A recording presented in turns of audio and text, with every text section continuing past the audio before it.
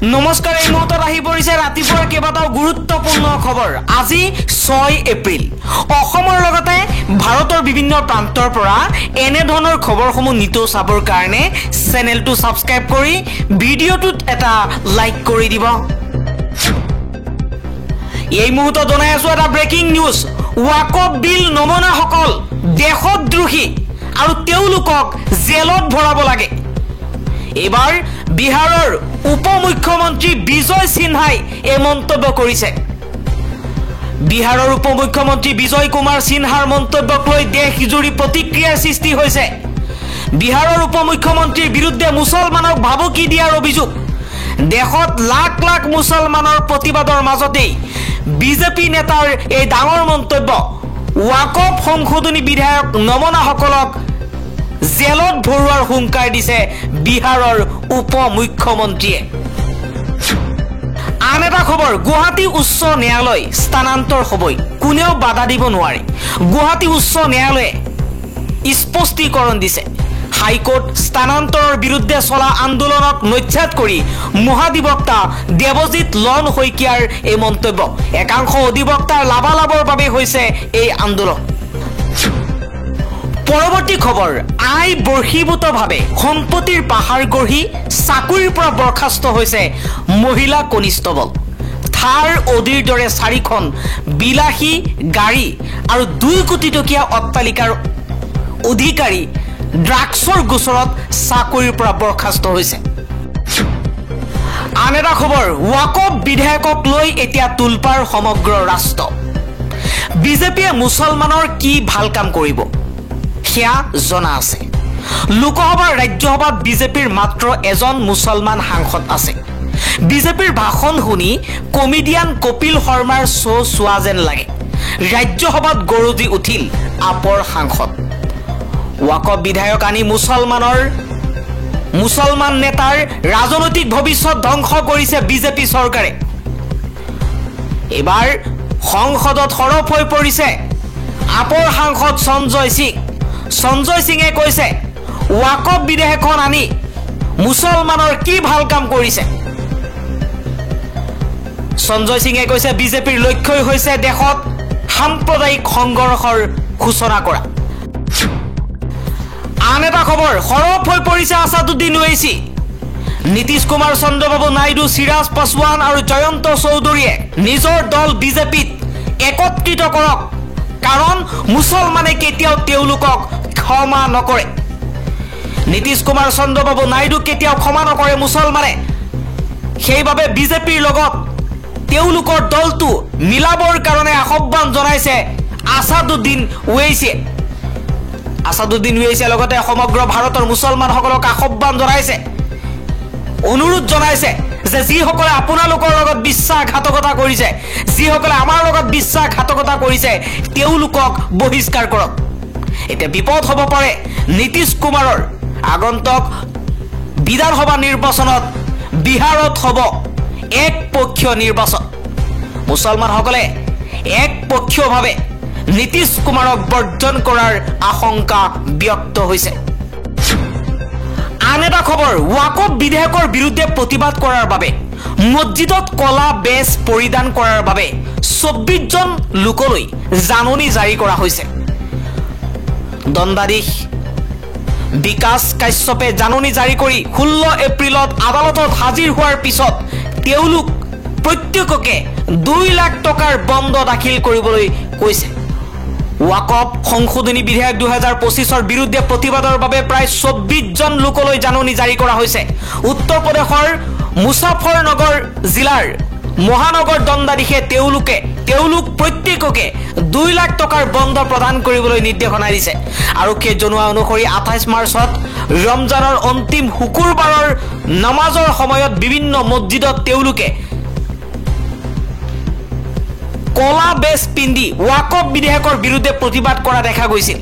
আৰক্ষী অধীক্ষক সত্যনাৰায়ণ প্ৰজাপতে শনিবাৰে কৈছে যে এই সন্দৰ্ভত 24 জনকৈ লোকলৈ জাননী প্ৰদান কৰা হৈছে তেওঁ লগতে কয় যে আৰক্ষীয়ে সিসিটিভি ফুটেজৰ ওপৰত ভিত্তি কৰি আৰু অধিক লোকক চিনাক্ত কৰিছে পৰৱৰ্তী খবৰ ধেমাজি আদালতত পক্সোৰ অধীনত 3টা গোচৰৰ ঐতিহাসিক ৰায়দান ধেমাজি জিলা আদালতে বৃহস্পতিবাৰে শিশুৰ বিৰুদ্ধে যৌন অপৰাধৰ 3টা পৃথক গোচৰত গুৰুত্বপূৰ্ণ ৰায়দান দিছে পক্সো আইনৰ অধীনত এই গোচৰত 3জনকৈ লোকক দোষী সাব্যস্ত কৰি শাস্তি বিহা হৈছে ন্যায়াধী কৌশিক হাজৰিকাৰ নেতৃত্বত আদালতে শিশুৰ সুৰক্ষাৰ প্ৰতি গুৰুত্ব প্ৰদান কৰি এই ৰায়দান প্ৰদান কৰিছে প্ৰথমটো গোচৰত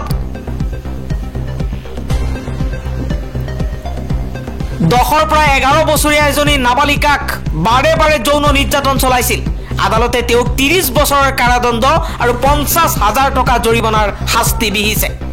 জৰিমনা নিদিলে তেওঁক অতিৰিক্ত 3 বছৰ জেলত থাকিব লাগিব বুলি আদালতে উল্লেখ কৰিছে আনহাতে দ্বিতীয়টো গোচৰত চিলাপথাৰ থানা 234/20 পৰিতোষ মণ্ডলে নাবালিকাক ধৰ্ষণৰ চেষ্টা কৰিছিল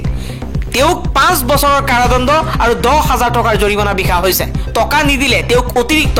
6 মাহ জেলত কটাব লাগিব বুলি উল্লেখ কৰিছে তৃতীয় গোচৰত পাঞ্জালীৰ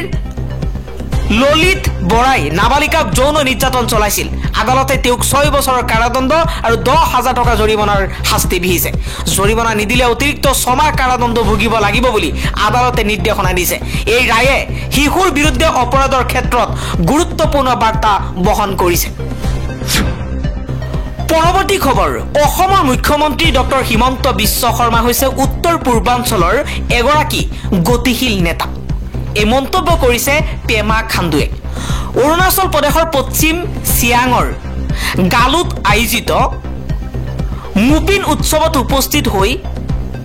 ভাষণ প্ৰদান কৰিছিল অসমৰ মুখ্যমন্ত্ৰী হিমন্ত বিশ্ব শৰ্মাই অসমৰ মুখ্যমন্ত্ৰী হিমন্ত বিশ্ব শৰ্মাৰ প্ৰশংসাত পঞ্চমুখ হৈ পৰিছে অৰুণাচল প্ৰদেশৰ মুখ্যমন্ত্ৰী পেমা খাণ্ডু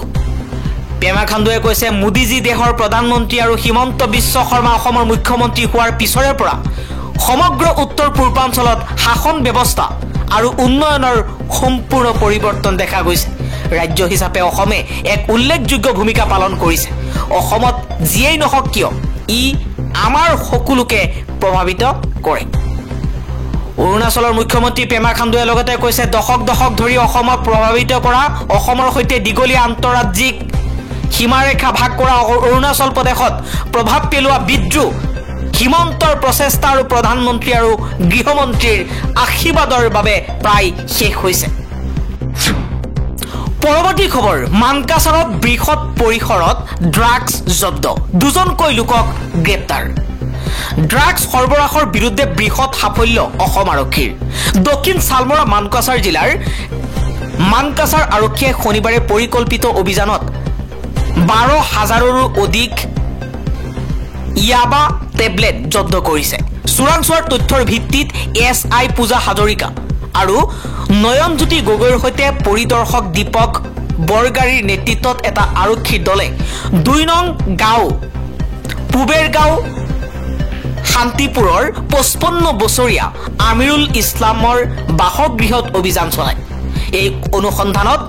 12,000 কমলা ৰঙৰ ইয়াবা টেবলেট উদ্ধাৰ কৰে ঘৰুৱা বজাৰত আনুমানিক মূল্য 60 লাখ টকা আৰু আন্তঃৰাষ্ট্ৰীয় বজাৰত মূল্য 2.4 কোটি টকা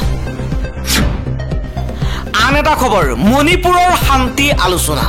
কেন্দ্ৰীয় গৃহ মন্ত্ৰালয়ৰ বৈঠকক ৰাজনৈতিক নাটক আখ্যা ককমিৰ কেন্দ্ৰীয় চৰকাৰে মণিপুৰত শান্তি ঘূৰাই অনাৰ বাবে মেইটেই আৰু কুকি জনগোষ্ঠীৰ প্ৰতিনিধিৰ সৈতে বৈঠকত মিলিত হয় 2023 চনৰ মে মাহৰ পৰা দুয়োটা জনগোষ্ঠীৰ সংঘাতৰ বাবে মণিপুৰৰ পৰিস্থিতি উত্তপ্ত হৈ আছে 23 বৰ্ষৰ পৰা এই সংঘাত মীমাংসাৰ উদ্দেশ্যে প্ৰথমবাৰৰ বাবে মেইটেই আৰু কুকি সম্প্ৰদায় মুখামুখি আলোচনাত বহিছে অৱশ্যে মণিপুৰ অখণ্ডতা সমন্বয়ক সমিতি কেন্দ্ৰীয় গৃহ মন্ত্ৰালয়ৰ দ্বাৰা আয়োজিত এই বৈঠকক তীব্ৰ সমালোচনা কৰি এই বৈঠকখন ৰাজনৈতিক নাটকৰ বাদে আন একো নহয় বুলি মত প্ৰকাশ কৰে কেন্দ্ৰীয় গৃহমন্ত্ৰী অমিত শাহে সংসদত দিয়া ভুল তথ্যক শক্তিশালী কৰা উদ্দেশ্যে এই বৈঠকৰ আয়োজন কৰা বুলি দাবী কৰিছে ককমিয়ে ভাৰত চৰকাৰে মণিপুৰৰ সংঘাতক কেৱল মিটেই আৰু কুকি সম্প্ৰদায়ৰ মাজৰ জাতিগত বিবাদ বুলি দেখুৱাবলৈ চেষ্টা কৰিছে বুলি মত প্ৰকাশ কৰাৰ লগতে এই বৈঠকে সংঘাতৰ প্ৰকৃত আৰু জটিল কাৰণবোৰক আওকাণ কৰিব বুলি উল্লেখ কৰিছে সংগঠনটোৱে। এই সংঘাতত কুকিৰ সৈতে জড়িত সন্ত্ৰাসবাদী গোট আৰু ৰাষ্ট্ৰৰ পৃষ্ঠপোষকতাত চলা প্ৰক্সি যুদ্ধৰ হাত আছে বুলি অভিযোগ উত্থাপন কৰিছে। তেওঁলোকে 2023 চনৰ হিংসাৰ পিছত কেন্দ্ৰীয় চৰকাৰৰ কাৰ্যকলাপক পক্ষপাতমূলক বুলিও অভিযোগ উত্থাপন কৰিছে। আন এটা খবৰ, বতৰ বিজ্ঞান বিভাগৰ সতৰ্কবাণীৰ পিছতে বতৰে লৈছে ভয়ংকৰ ৰূপ। ৰাজ্যৰ বিভিন্ন প্ৰান্তত ধুমুহা বৰষুণ হোৱা পৰিলক্ষিত হৈছে। বতৰ বিজ্ঞান বিভাগৰ সতৰ্কবাণীৰ পিছতে ৰাজ্যৰ ভিন্ন প্ৰান্তত ভয়ংকৰ গতিত আহিছে ধুমুহা।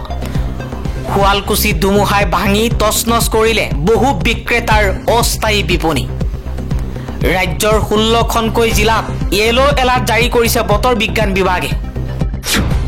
পৰৱৰ্তী খবৰ, NRCৰ প্ৰাক্তন ৰাজ্যিক সমন্বয়ক প্ৰতীক হাজেলাৰ বিৰুদ্ধে ৰুজু গোচৰ। গীতিকা ভট্টাচাৰ্যই তৰা গোচৰৰ ভিত্তিত অৱশেষত NRCৰ প্ৰাক্তন ৰাজ্যিক সমন্বয়ক প্ৰতীক হাজেলাৰ বিৰুদ্ধে গোচৰ ৰুজু। তেওঁ কৈছে, কেগৰ প্ৰতিবেদন অনুসৰি NRCৰ প্ৰস্তুত কৰাৰ প্ৰক্ৰিয়াত 188 কোটি টকাৰ অপব্যৱহাৰৰ কথা উল্লেখ হৈছে। এই কেগৰ প্ৰতিবেদনৰ ভিত্তিত এই গোচৰটো তৰিছিল। পৰৱৰ্তী পৰ্যায়ত আন বিষয়বোৰ চোৱা হ'ব। লগতে তেওঁ কৈছে যে কোনোবাই কৈছে প্ৰতীক হাজেলাই জামিন লৈ হাৰি যাব বুলি, কিন্তু ইতিমধ্যে চৰকাৰে তেওঁক স্বেচ্ছামূলক অৱসৰ দি পঠিয়াই দিছে বুলি মন্তব্য কৰে। উল্লেখ্য যে প্ৰায় 1600 কোটি টকা ব্যয় সাপেক্ষে NRC উন্নীতকৰণৰ নামত শ কোটি টকাৰ কেলেংকাৰী হোৱাৰ গুৰুতৰ অভিযোগ উত্থাপন হৈছিল। কেগৰ প্ৰতিবেদনতো খেলিমেলিৰ কথা উল্লেখ আছিল। APWৰ হৈ অভিজিৎ শৰ্মা, ব্যৱসায়ী লুইত কুমাৰ বৰ্মনকে ধৰি কেইবাজনেও এই কেলেংকাৰীৰ বিৰুদ্ধে এজাহাৰ দাখিল কৰিছিল যদিও গোচৰে কোনো গতি লোৱা নাছিল। এতিয়া ন্যায়ালয়ৰ নিৰ্দেশতহে গোচৰ ৰুজু কৰিবলৈ বাধ্য হৈছে আৰক্ষী।